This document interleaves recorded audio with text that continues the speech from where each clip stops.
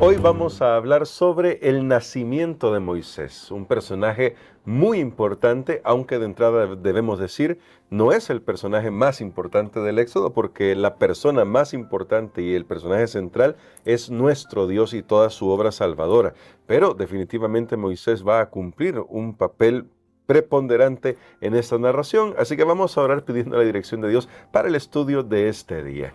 Querido Padre, gracias por tu palabra que ilumina nuestros pensamientos, nuestras mentes, nos ayuda a poner el marco correcto en torno a cómo tú intervienes en la historia y te imploramos que nos ayudes para que la lección que aprendamos nos permita vivir con esperanza hoy en medio de las crisis de este mundo. Lo pedimos en el nombre de Jesús. Amén. Amén.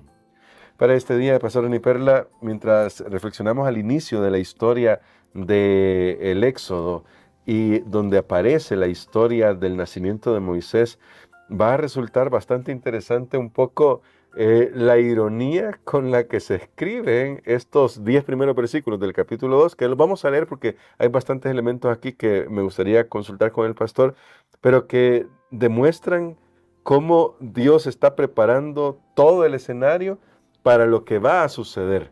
En estos 10 primeros versículos vamos a ver parte de la primera parte de la vida de Moisés, hasta los 12 años, por ahí, y luego este mismo día vamos a abordar hasta los 40 años, así que va a ser rápido porque la Biblia no nos dice mucho. Pero me gustaría leer, pastor, estos primeros 10 versículos, porque yo creo que cuando un hebreo volvía a leer esta historia pensaba, vaya, mientras que el faraón trata de usar el río Nilo para destruir a los hebreos, a mi pueblo, Dios usa el río Nilo para salvarlo. Dice acá, desde el verso 1, un varón de la familia de Leví fue y tomó por mujer a una hija de Leví, la que concibió y dio a luz un hijo, y viéndole que era hermoso, le tuvo escondido 3 meses. Pero no pudiendo ocultarle más tiempo, tomó una arquilla de juncos y la calafateó con asfalto y brea, y colocó en ella al niño y lo puso en un carrizal a la orilla del río. Y una hermana suya se puso a lo lejos para ver qué le acontecería. Y la hija de Faraón descendió a lavarse al río, y paseándose sus doncellas por la ribera del río, vio ella la arquilla en el carrizal, y envió una criada suya a que la tomase. Y cuando la abrió, vio al niño, y he aquí que el niño lloraba, y teniendo compasión de él, dijo, de los niños de los hebreos es este. Entonces su hermana dijo a la hija del Faraón, iré a llamarte una nodriza de las hebreas para que te críe este niño. Y la hija de Faraón respondió, ve. Entonces fue la doncella y llamó a la madre del niño, a la cual dijo la hija del Faraón, lleva a este niño y críamelo, y yo te lo pagaré. Y la mujer tomó al niño y lo crió. Y cuando el niño creció, ella lo trajo a la hija del Faraón, la cual lo prohijó y le puso por nombre Moisés, diciendo, porque de las aguas lo saqué. Voy a tener ahí porque en esta primera parte, pastor, hay algunos elementos que me parecen interesantes. Tal vez en español no los notamos, pero en hebreo, cuando habla del niño hermoso, es imposible no recordar la creación, porque esto es importante a la hora de presentar a quien será el libertador del pueblo de Israel de Egipto. Bueno, realmente la historia de Moisés es una historia extraordinaria, como lo encontramos en la palabra de Dios, que incluso aún en ambientes seculares como podemos decir la industria del cine, Sí. ha hecho algunas producciones por ahí, por supuesto, no siempre apegadas al relato bíblico, pero lo que indica es la gran influencia que tuvo la vida de Moisés en muchos sentidos. Pero ahora quiero decir lo siguiente para responder a esa pregunta, hermano Gerson. Siempre que Dios va a hacer algo en el mundo, Él envía un niño. Amén. Y eso es algo bien importante. Debemos ver como padres Sí. el nacimiento de los hijos como una bendición de Dios y como una obra de Dios en este mundo. Y sabe que estos padres hebreos que eran esclavos, que estaban sometidos allí en la nación egipcia, cuando su hijo nació, ellos vieron algo más allá de solamente un niño. Bien pudieron haber simplemente se pudieron haber resignado a su suerte. Bueno, estamos esclavos, van a venir y van a quitar a nuestro hijo, lo van a ahogar, lo van a matar, no podemos hacer nada. Sin embargo, ellos de alguna manera, bueno, y lo dice el Nuevo Testamento, el autor de Hebreos dice, ellos tuvieron fe. Amén. Por la fe, ellos vieron a su niño hermoso, porque justamente esta era la época ya donde Dios iba a enviar un libertador. Había una noción de un libertador. Satanás mismo sabía que Dios iba a enviar a un libertador. Satanás mismo sabía que no podía mantener en la opresión por mucho tiempo al pueblo de Dios sin que Dios reaccionara. El diablo bien sabe eso. Él sabe que la opresión no va a durar para siempre, que el dolor no va a durar para siempre, que la maldad no va a durar para siempre. Entonces, de alguna manera estaba todo eso ahí en el aire, y estos padres, cuando vieron a su hijo, realmente dijeron, no, nuestro hijo no lo vamos a dejar a la deriva, no lo vamos a entregar, no vamos a permitir que le hagan daño. Nuestro hijo es hermoso. Y es bien interesante, el autor de la lección conecta esta palabra que en el idioma hebreo es la misma palabra que se usa en el relato de Génesis cuando se habla de la creación y dice, vio Dios todo lo que había hecho y era bueno en gran manera. O sea, no solamente se refiere a algo hermoso, sino que se refiere a una utilidad, porque en la Biblia la hermosura de por sí no tiene valor a menos que se use para un propósito correcto. Es el caso de la historia de Esther. No hay duda que Esther era una joven muy hermosa, según lo dice el relato bíblico, para haber ganado un concurso de belleza, pero de nada hubiera servido esa belleza si ella no lo hubiera puesto al servicio de Dios y del prójimo. En este caso, Moisés mismo, que escribió este relato, hace la conexión, usa esta palabra para denotar que en las manos de Dios él va a llegar a ser un instrumento de salvación para su pueblo. Aunque él está escribiendo esto ya en retrospectiva, sí, pero desde el punto de vista de Dios, el nacimiento de Moisés estaba por cumplir un gran propósito. Y tanto es así, pastor, y siempre me ha llamado la atención, porque estudiando estos pasajes anteriormente, buscando esta palabra arquía, también es la misma palabra para arca cuando se salvan las 8 personas del diluvio en hebreo. Claro está, aquí aparece otra palabra, porque aparece la palabra arquía, porque era más chiquita, pero es porque Dios está preparando el terreno para obrar salvación. Y aquí quizás me gustaría que nos ayudara a hacer una aplicación práctica antes de otra pregunta que vamos a hacer ya cuando Moisés está desarrollándose y crece, pero ¿cómo podemos aprender a ver en medio de los problemas? Porque igual iba a ser lanzado al río, solo que en una condición quizás diferente, iba a ir en el arca. Pero ¿cómo podemos aprender a ver los problemas como una oportunidad en la cual Dios va a obrar, puede y va a obrar nuestra propia salvación?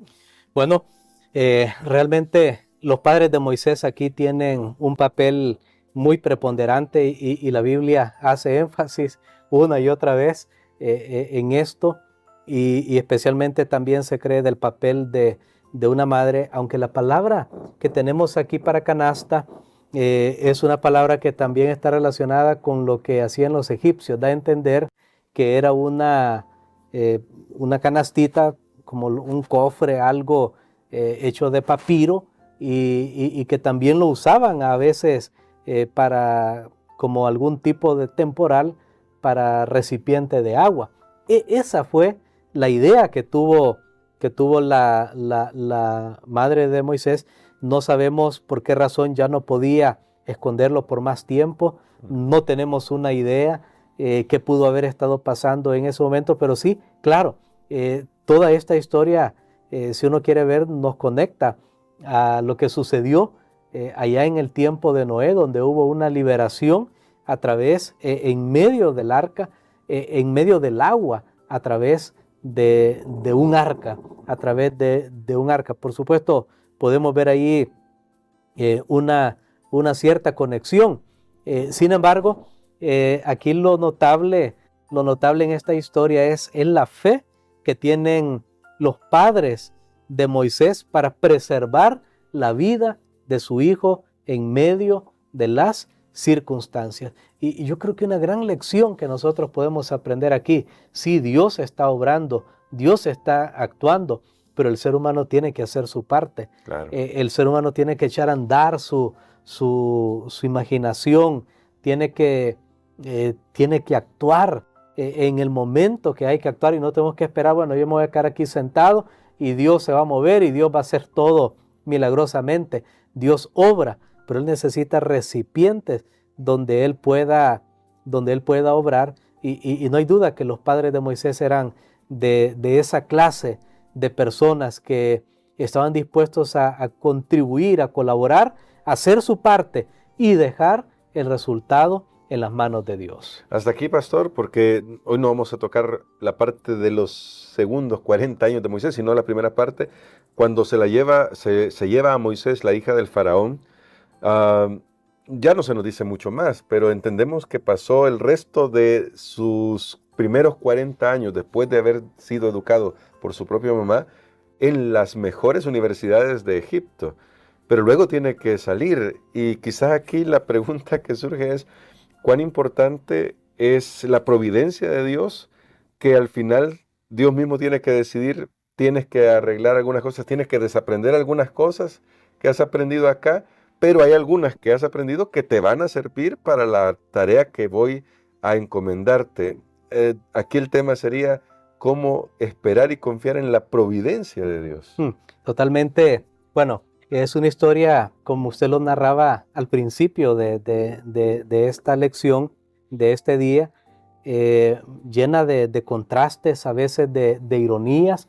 O sea, ¿cómo es posible que los egipcios que estaban intentando destruir a los varones, y ahora viniera una reina y ella decidiera hacer suyo a un niño que se sabía que era hebreo, muy probablemente el color de la piel? Ustedes saben que siempre entre las culturas, las razas, Sí, hay, sí, sí. hay distinciones, y ella reconoció, pero cuando uno estudia en la historia, hermano Gerson, bien interesante, parece que en ese momento de la dinastía egipcia, miren cómo obra la providencia divina, y esto es algo extraordinario, parece que en ese momento había como una vacante varonil. O sea, no había un varón que pudiera suceder en el trono. Parece que Hatshepsut, quien es la que encuentra a Moisés, ella incluso en algún momento tuvo que gobernar, Sí. y entonces cuando ella ve a este niño, inmediatamente ella piensa, bueno, visionaria, necesitamos un varón en el trono. ¿Qué tal si agarro este niño y no le interesó nada más? O sea, había algo. ¿Cómo se va dando todo en la historia? Y esto es lo que otra vez nosotros nos volvemos a fascinar, a asombrar, a maravillar de la providencia divina, cómo todo va calzando, todo que para las personas pudiera parecer coincidencia, pudiera parecer suerte, ¿no? Pero no hay suerte, no hay coincidencia. Moisés nace en el momento correcto, nace en la época correcta, es dejado ahí en el río en el momento correcto. O sea, todo va cumpliéndose de acuerdo al plan, a la previsión que Dios tiene. Entonces esta mujer ve a este niño y dice, bueno, tenemos resuelto el asunto. Posteriormente, claro, esto vendrá más adelante, no sé si nos va a dar lugar para comentarlo. Posteriormente habrá una cierta rivalidad, porque sucede que luego, a través de una concubina, el faraón obtiene un hijo varón, y entonces ahí vendrá la rivalidad con Moisés. Pero por ahora nos quedamos por ahí, y realmente viendo cómo Dios obra de una manera maravillosa. Pero Moisés está los primeros años con sus propios padres. En realidad está ahí con sus propios padres. En realidad es enseñado a temer a Dios. Su familia sabe que él va a ser llevado a Egipto porque la reina ya lo ha hecho suyo, ya lo ha reclamado para ella, para el trono, y Moisés será entrenado en toda la sabiduría de los egipcios.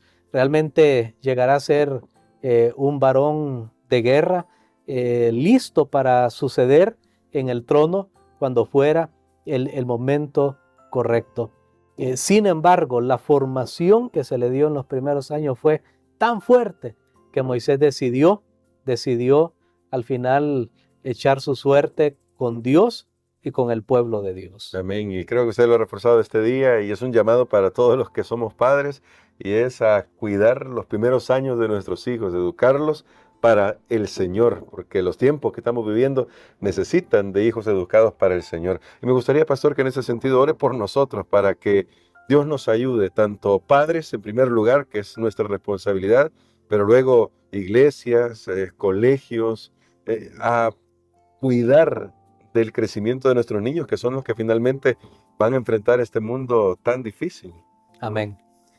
Padre, te damos gracias, Señor, porque tú nos orientas a través de estas historias y nos recuerdas que tú siempre estás al control y que tú harás que todo cumpla tu propósito. Ayúdanos a creer, a tener fe, Señor. También oro en este momento por todos aquellos padres, por todos los que somos padres y madres, por todos aquellos, Señor, que tú has encomendado también la responsabilidad de educar a los niños para que los vean como un don de parte del cielo y que ellos también pueden cumplir una misión. Te pido, Señor, que nos ayudes para estar prestos para hacer nuestra parte y confiar el resultado en tus manos. Lo pedimos en el nombre de Jesús. Amén.